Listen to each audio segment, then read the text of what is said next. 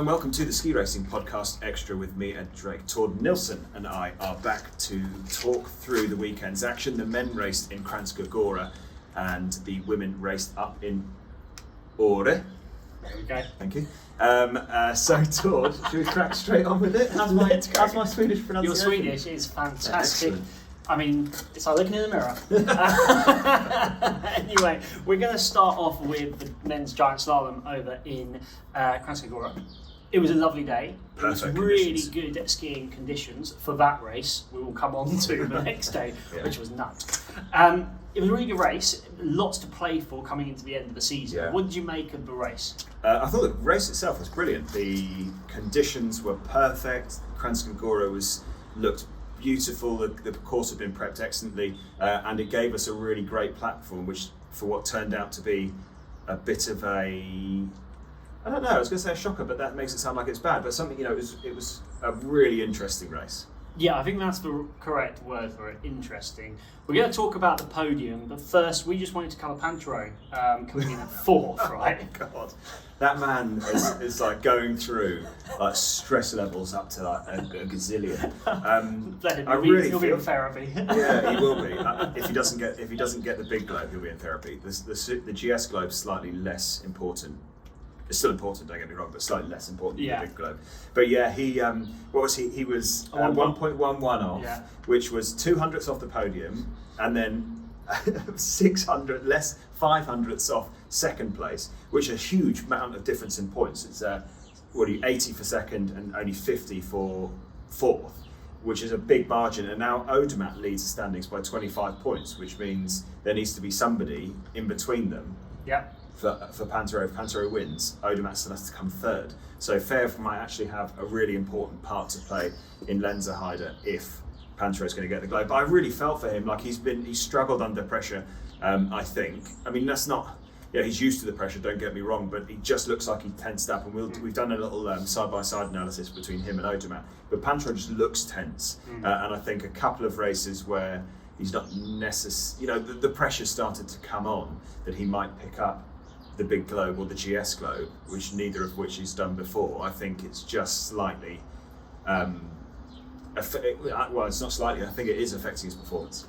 Yeah, and you can really, and again, we'll show you some comparison, but Odermatt, relaxed, smooth, and to be fair, the times really do tell a story. You don't even need to watch the race to know that he was a different class, but you could really tell Pinturault just tensing up, then you're not going to ski well, are you? No. But let's move to the podium. Brent Steiner coming in like you said, 200ths ahead of Pinturault. Man, that made a difference, right? Yeah, big difference. So yeah, he was third, which he skied really nicely. I think it's interesting that the Austrians are finally finding somebody to ski GS quickly, and looking like consistent because towards the end of the season he's been skiing really well. So let's hope for him and for them that he can push on. But it was a solid performance. He skis quite relaxed as well. It's interesting that he's not an out and out brute strength ski racer. He is pretty chilled. Yeah, and then in second you had Maillard who came in. He's been relatively consistent throughout the season, not maybe always winning, but kind of podium around that top five. He's been skiing well. He's been skiing well. It's interesting that he sort of did it at World Champs. He feathers the ski a lot, so drifts in and then goes to bang the edges in, which he didn't do it on the first run in pristine conditions because I think he had bib 2. He had an early bib number, irrespective of what number it actually was. So, but he drifted in. He didn't do that. On the first run, found himself leading, and then on the second run, just get back a little bit of that drift in, and that I think is about slight confidence in. It wasn't rutted like it was in the slalom, but it was still slightly cut out. But it'll be interesting if he can ski like he does on those first runs in smooth conditions. When it gets a bit choppier at 30 on the second run, he is going to be a real one to watch for next season. Totally, and then like we've already said, first place to Odermatt, who I just love watching him ski. I really do. He is just joy to watch, isn't he? Yeah, and he's skiing. I think we said it last time in the Super G when he smashed that Super G in Saalbach. That he seems to be skiing so relaxed and just having a good time. He absolutely loves it, and you could see that he was just he looked light, and he skis a bit more old school. A lot of up and forward movement in the transition between the turns, and I think you look at that and you're probably thinking, you know, that's a bit more of an old school technique, but he moves his hip forward really nicely, gets good early pressure, and he is, I don't know, like he's skiing very freely. I think it would be interesting to see where the pressure now with him leading the GS standings coming into Lenzerheide, as well as being, what is he off, I've got it written down, 31 points behind Pinturault in the overall, but now all of a sudden it's doable, because I don't think it really was doable. A couple of GS races ago it wasn't really doable, and then Pinturault faltered slightly. Odermatt skiing really well, but now the table's going to be turned. Now the hunter becomes the hunted. Yeah, absolutely. Yeah. And what do you think's going to happen? Like, who do you think's going to take it? Come on, I don't know. Money on the table. I was hoping you weren't going to ask me that question.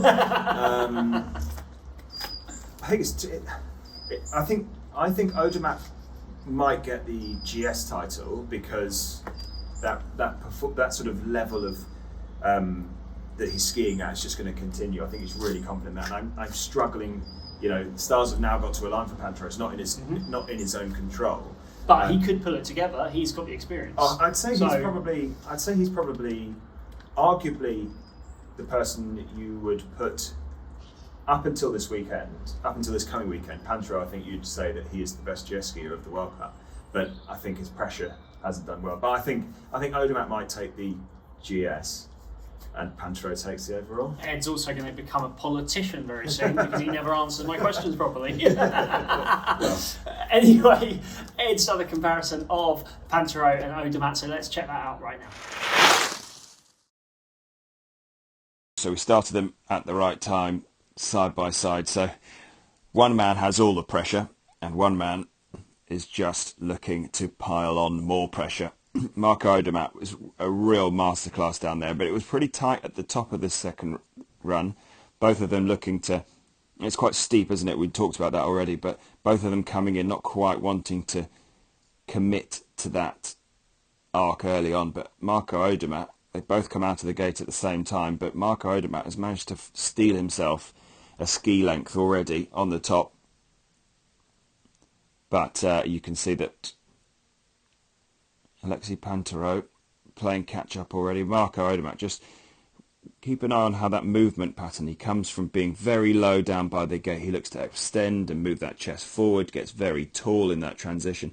We see him hopping around quite a lot, but actually gets right onto the front of the skis at the start of the turn, quite in contrast to Pinturault, who's on the heels as he exits that turn and then starts it a bit... sneaks his way in with a bit more of a drift, which again, every time you're chucking them sideways, you're costing yourself time. So interestingly, and I think that's just down to Pinturault feeling the pressure. I don't think that's down to anything other than the fact that he's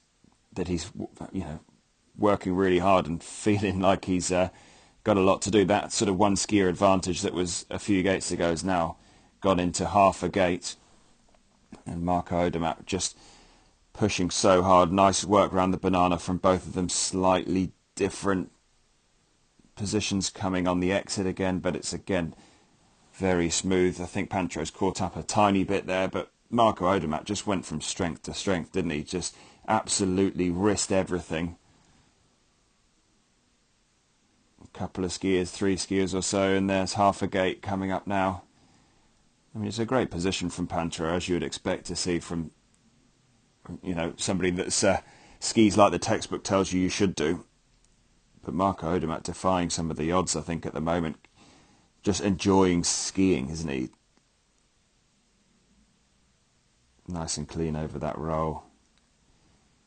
Good, solid separation. Both skis biting. You can see there's a bit of spray off that inside one. Obviously getting good pressure on that inside as he wants to look to try and find that purchase over onto that new outside ski, that chest following the direction of the skis, pointing the same direction that the skis are travelling in. Pinturault comes around there, nice and solid over that outside ski, just again not quite as clean on that entry. Look at Odermatt comes round. They both got a bit of chuck to it, so he chucks them out, but they bite straight away, sort of flicks them out. The minute the edges come on, the ski bites. Look at the bend in that outside ski of Odermatt, where Pinturault, a bit more of a drift, but then he bangs on the pressure as well. It's really interesting, slightly different styles. That's more of an inside. There's not an awful lot of separation through there, is there? That you want to see the break in the middle of this line See how he gets away with it. Yeah, he gets away with it a bit, but just doesn't have that sort of same build-up of strength and power that transitions that through onto the new outside ski. But at that disadvantage now, almost a gate that Odermatt has on, who's arguably one of the best GS skiers, well, certainly been the most, I don't know, you'd say favourite going into most GS races, wouldn't you, Pinturault? Down onto this really steep section. This is where Odermatt just absolutely charged it. No, wasn't off the gas at all. It's quite hard to now do them side by side because Odermatt has taken such a lead. Interesting to see this gate. It's quite a good angle. Odermatt comes round this red gate. So remember, he's on the left, nice and solid over that outside ski. Extends the hip up and through so that he's right on the front of that new outside ski. Pinturault comes round here, just moving slightly too inside, which is why that outside ski breaks away, and then a real sideways chuck into the start of that turn as he's working hard to be in the proper position in terms of where he wants to be in the line, but he just doesn't quite have that Odermatt bang straight onto that ski, whereas Pinturault drifts them sideways, and then goes to it. The drift can look good and feel cool, but every single time they're sideways, you're costing yourself time. We now go to Sweden for the women's slalom in Åre, and it was a night slalom, which we were just talking twilight slalom, wasn't it? Twilight slalom. But we were talking off the camera. They then had a morning slalom race the next day. Yeah, I didn't think that they were allowed to do that, but obviously super tough on the legs. Fizz do what they want. Yeah, Fizz do what they want. But it was a really good race. It was kind of all to play for again. I know we said it about the men's, but it is, isn't it? Vlhova's come back with a so she's found form again, hasn't she? Yeah. What did you make of the race? What did you make of Schifrin and Vlhova, the big kind of rivalry? Yeah, I thought. Was there sabotage? No sabotage. Definitely no sabotage this week. And by the way, I do have my eyes open, but it's really sunny all of a sudden. I think Vlhova's found some form, which is good for her. They talked in the press in the build-up that her coach Magoni saying that if she doesn't win the overall, it's him that's made the mistake, which I definitely agree with. But interestingly, Schifrin's still faltering slightly, I think. Don't shoot me, Schifrin fans. But she's definitely not at her consistent best. She has runs and she has sections, but she's still not able to link like she has been in years gone by. And you said there that the coach wants to take responsibility, and you agree with that. Yeah. So why are you saying that it's not her fault? Why is it his fault? Well, they've gone for a sort of, again, scattergun, a bit of a scattergun approach. Yeah. They've gone to hit multiple races, skiing pretty much every race, World Cup race there is. Yeah. And I think that hasn't had an effect on her tech form, which is obviously where she makes the bulk of her points. If you look at years gone by, I don't think her total points are too dissimilar from this season to last season, whereas last season she pretty much just did the tech events. So, which has obviously made her more tired. And you pick up such big points, I mean, it sounds stupid, but you pick up big points being on the podium, and then when you get down in sort of 15th, 10th to sort of the 30, the points difference is minimal. So you want and need to be picking up podiums and big performances, and I think that they've sacrificed smaller points in the speed events and therefore getting less big points in the tech events. Interesting, and that is going to be an interesting question mark for next season as well, how they then look at that strategy. Yeah. So after round one, Vlhova was 0.41 ahead of Schifrin. Yeah, and so yeah, I was just going to say that the Schifrin skied well in third place. She went from second to third, dropped down slightly, but Liensberger is on fire at the moment. Absolutely on fire. So good, isn't it? And we'll come on to this later in the show when for her first win. But I mean, wow, what a skier! Yeah, I mean she's on really good form. She dipped. I mean, I did get that stat right last week. Didn't get the Schifrin fact. Not many other ones. But the Liensberger fact, and then so she's back. Really back. So Schifrin faltered slightly, 6.4 off the pace.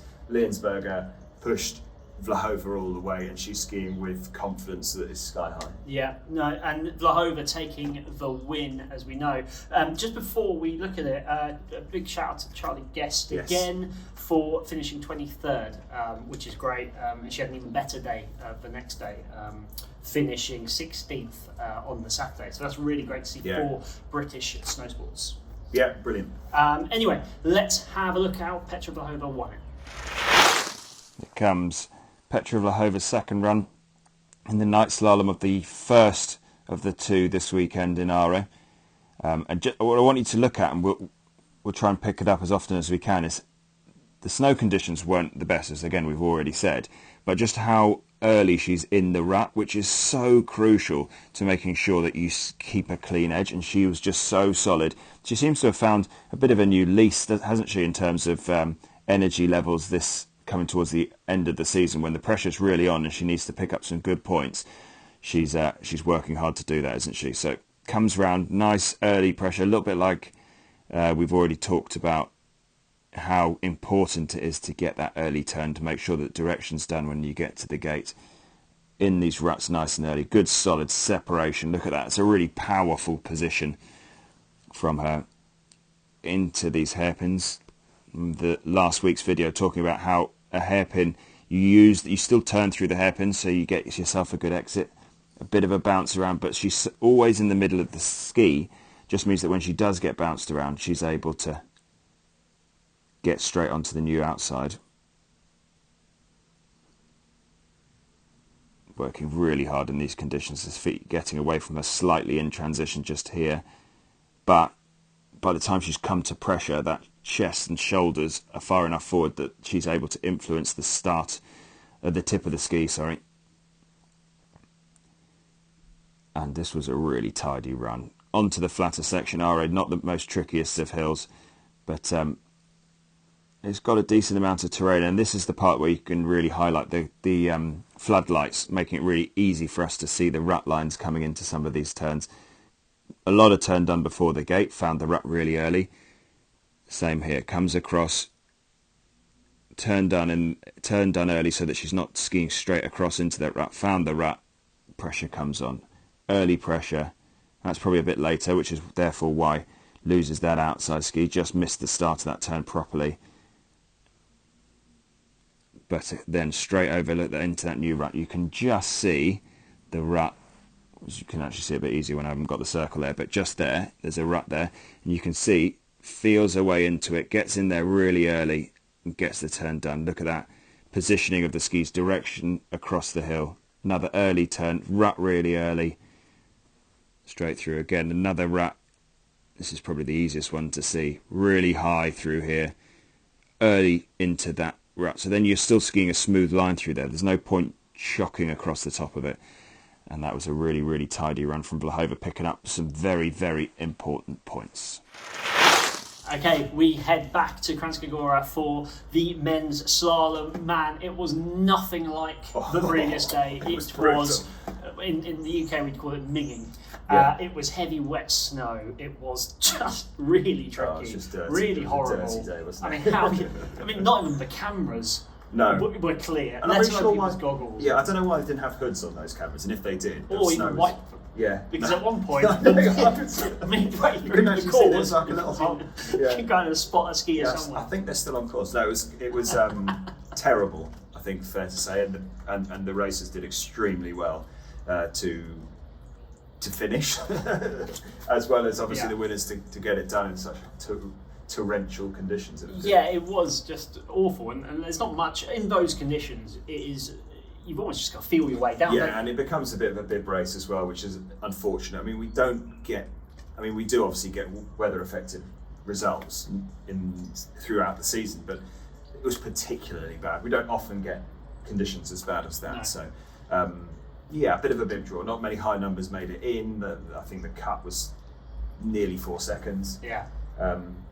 It's always just a bit of a shame. Yeah. I think. But, it is, as we've said many times on this programme, it's just the way it is, right? You've got to deal with what you get given, don't you? So. Totally. So podium-wise, we had Zenhauser coming in with his third straight podium. Yeah. 0.71 behind the eventual winner. That's consistency if there ever is any. Yeah, right? the big fella's picking up some good points. He not quite enough to take Schwartz for the overall title, who won it with a 6th place. So the Austrians are very pleased about that. I don't think they would have had that on the cards come the beginning of this season. So Schwartz picked up enough points in 6th, with Zenhausen only finishing in 3rd. But the big fella Zenhausen was he's so smooth. Yeah. And I know that we talk about it a lot. He's got good touch for a big lad. Yeah, he does. Yeah, like his feet are a long way away from his head, and I know that as a tall person. I don't know what that's like at all. So no, I think he's incredibly consistent, and he speaks really well. He did a great interview about how it wasn't about catching Schwartz really. It's just about getting racing done, because he's a sensible man. He knew that the deficit was huge. It would take a bit of a miracle, but yeah, good scheme. And great for Austria to take it home with Michael Schwartz. Yeah, for sure. They've needed a bit of a what's the word? Like something to hang their hat on. Yeah. There we go. Yeah, that's the term I was looking for. So that's good. Anyway, in second, sorry, I just lost my place there. Second, we had Victor Jonday. Yeah. So that was his first podium in over a year. We looked at this. 4 top 10s this season. I don't know what to say. You're not a huge fan of his. I think, for me, I've put you in the right. Yeah, you've sewn me right up there. Cheers, Victor. I'm not really sure what it is. I think his GS skiing has been suboptimal this season, but he's made some real gains in his slalom. I don't know if they've just trained more slalom than they have GS. For me, it's just not an exciting skier, but he's an incredibly talented skier. Don't get me wrong. He's just.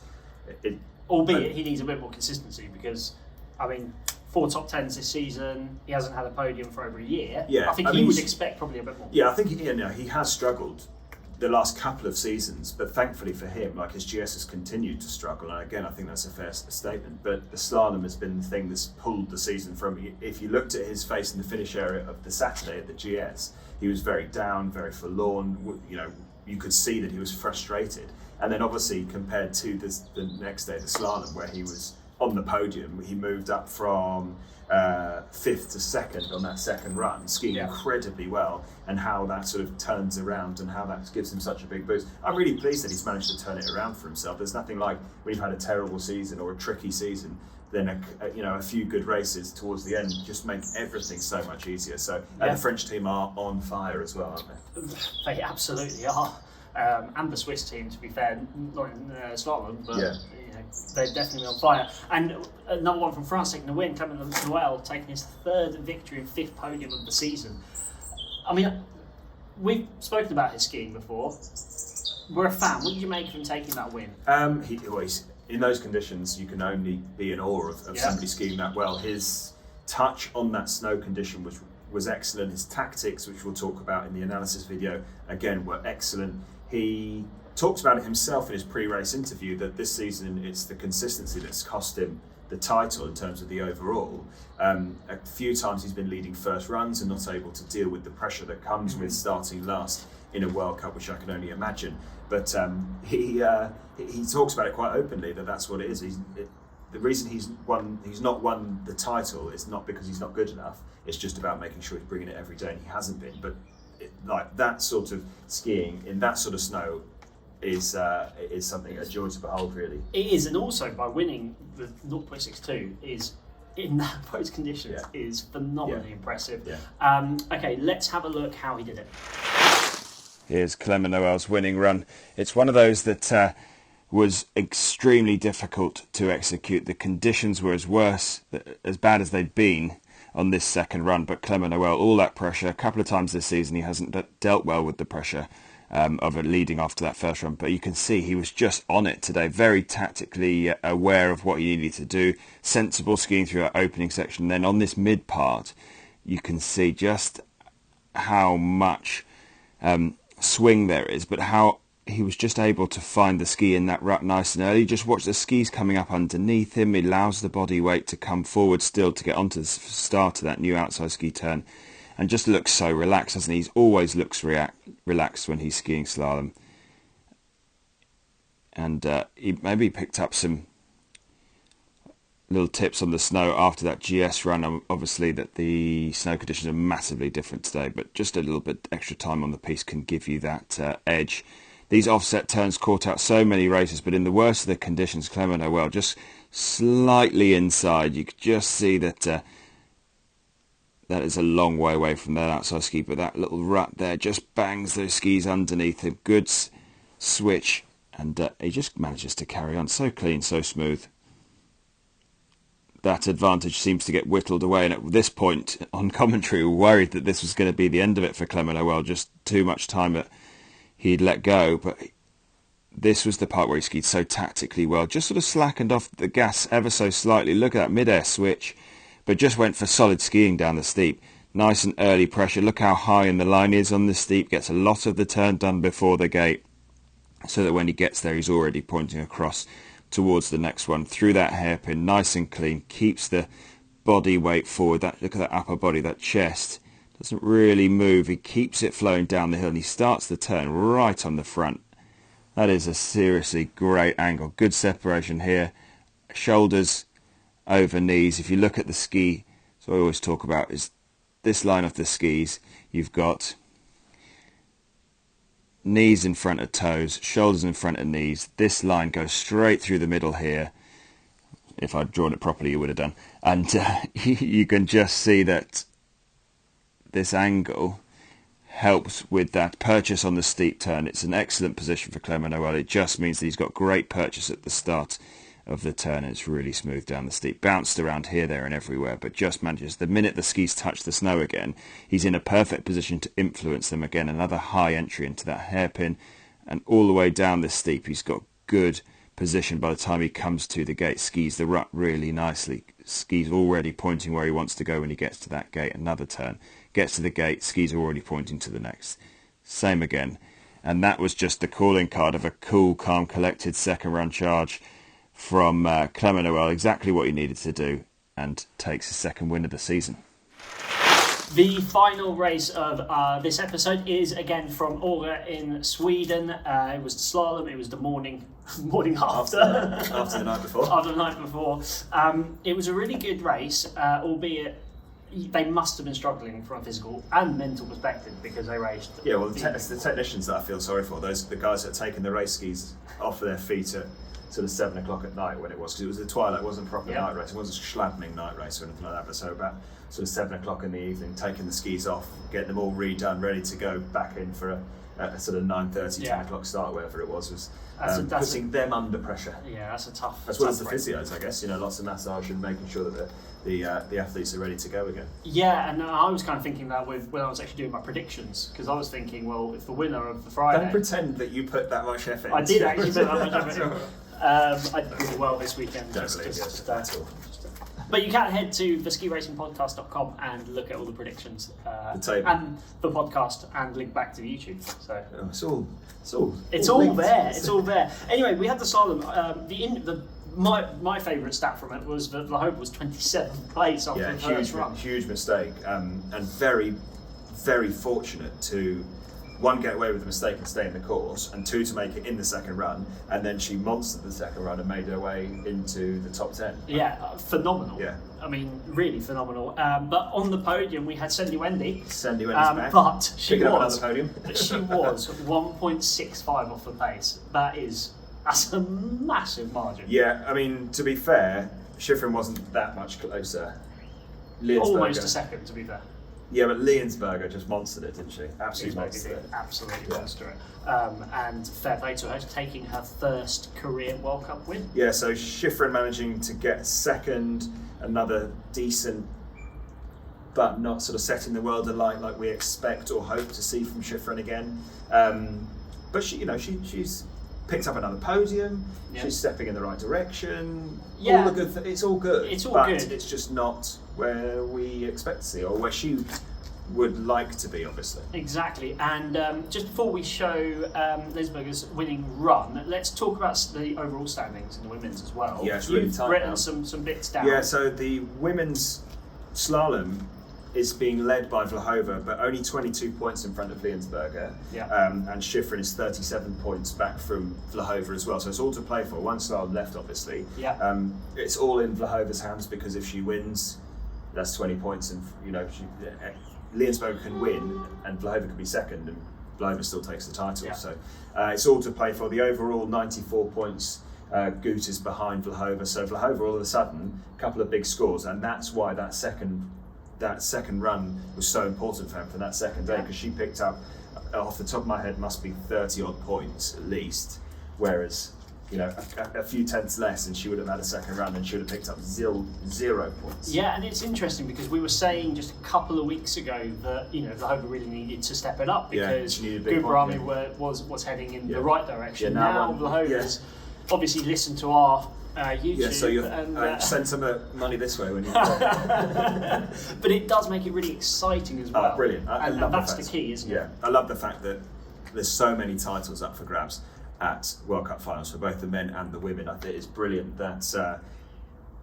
we were able to be so close for this long. I think it's wicked. Yeah, and it means something when you watch it, and it's not already done. But anyway, let's have. Oh, sorry, Charlie. I've forgotten. Charlie Guest. Well, I'd already mentioned Charlie Guest, but we can mention Charlie Guest again. She picked up her best ever World Cup result, 16th place. Congratulations, Charlie. Yeah, excellent. Right, now roll VT.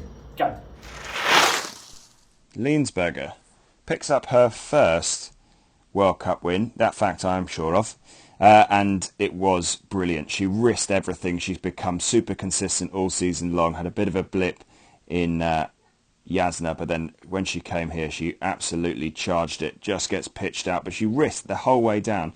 The very sort of upright upper body in the middle of the turn, and she just is on fire at the moment. Really accurate with the feet. Look how close she is with that inside foot to the pole.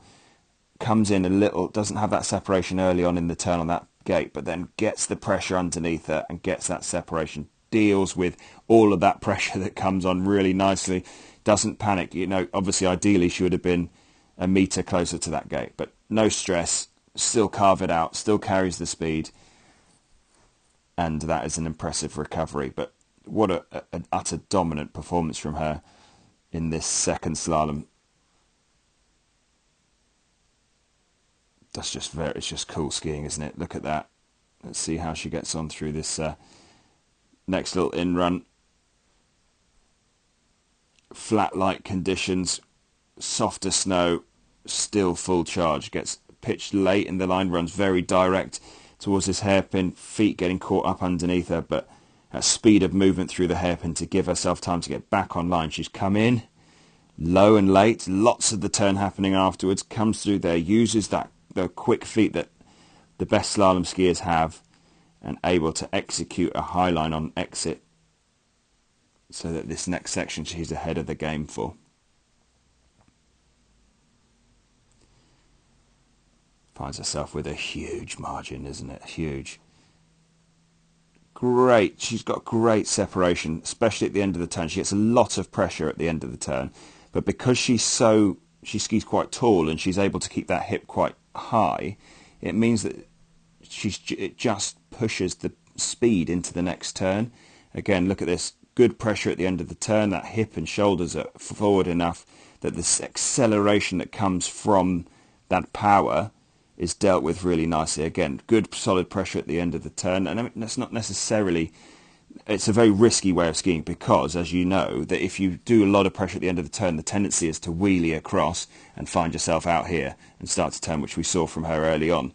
But she's able, because of that high hip and the shoulder carriage, she's able to use that sort of zip at the end of the turn to get across and then start the new turn on that front of the outside ski. Solid pressure at the end of the turn, gets that acceleration from the ski, but the hip is still high and right on the front of it at the start of the next turn. It's very, very risky, but when you can master it, it's really quick.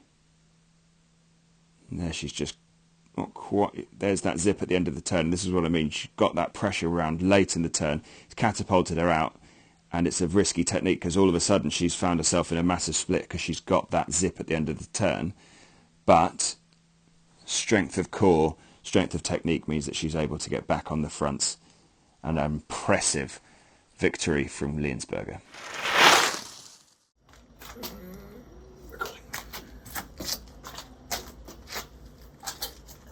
Ready? Ready.